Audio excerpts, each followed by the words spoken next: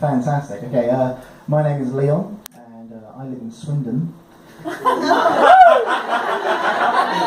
live in a pretty crappy, rundown part of Swindon, called Swindon. When I tell that joke in Swindon, I tell all of them that I live in Slough. When I tell that joke in Slough, I tell all of them that I live in Slough.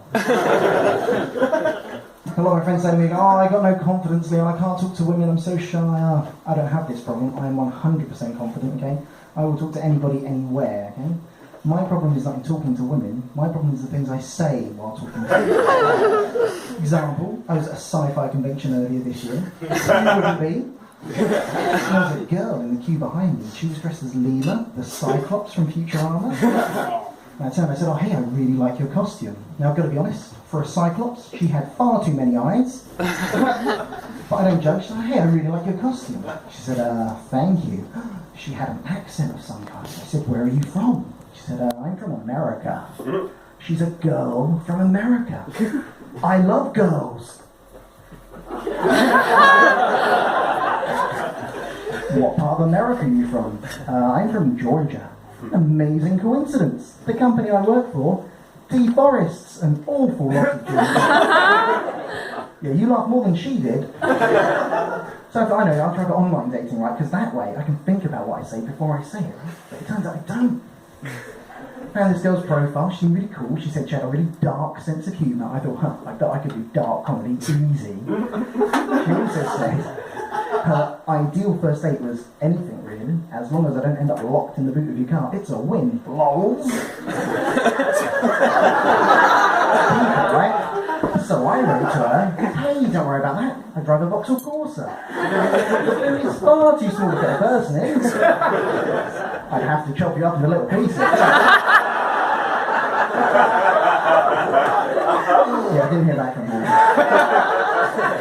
The amazing thing about online dating sites I found is, again, you answer loads and loads of these multiple choice questions, right? And then what it does, through the mysteries of science, pairs you with someone that's answered the exact same as you.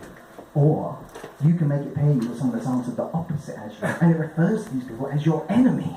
It actually calls them your enemy, which means I can use a dating site to find my nemesis. I wanted a girlfriend for a couple of years. Sure, I've wanted a nemesis since I was 5. Amazing, and by chance I can finally get that Joker to my Batman, yeah? That Moriarty to my Sherlock, that David Cameron to my NHS. And I started thinking, I said, well, hang on, what would my nemesis actually be like, right? I guess they'd have to be the complete opposite of me, okay? So, ever so slightly underweight, and totally fine whenever a mother brings it up. This is homosexual. Well, okay, 90% homosexual and 10% a bit confused by that nice boy who works at W. Smith's. And I'm neither tall nor short, so she'd be both. Like a Smurf on stilts. Makes a lot of sense. So I searched the whole site to find my nemesis. Turns out I've got quite a lot of them. There she was, right at the top, in a Smurf hat, standing on stilts. Can't argue with science. And it turns out that my nemesis is a social worker that helps the disabled. And on the weekend, she's a volunteer for the RSPCA. My polar opposite is the nicest person on the planet. Now that's just devious. She's so evil, she does nice things to make me look bad.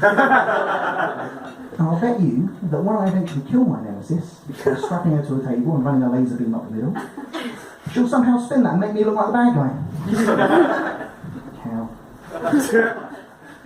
So I'm going up to the Edinburgh Fringe this year, decided, and every year at the Fringe, judges go around to work out the top 10 best jokes of the Fringe, and I've decided I'm going to try and win all 10 of those places. Ambitious, but it's fine. I've already written 4 of the best jokes ever. So you guys ready to hear what they are for 2015? Yeah. Bit surreal, try to keep up. The Grim Reaper came to my house for dinner the other day. He was helping me chop the vegetables, and then I realised I was dicing with death. Then he said we should cook something else. He read out the list of ingredients. We were going to need 6 volcanoes, 4 hurricanes, and an earthquake. Sounded like a recipe for disaster. Should have started with that one. Then we sat down to watch a film, watched The Elephant Man. Not the superhero film I was expecting. Then I went down to an old historic dockyard, and I saw a big old Spanish galleon, and all over the ship were a bunch of digital cameras. Said to the captain, "What are these?" He said, "Don't touch, they're cannons." I'm taking that was a nice ending. It was noise, it counts. Cheers, guys.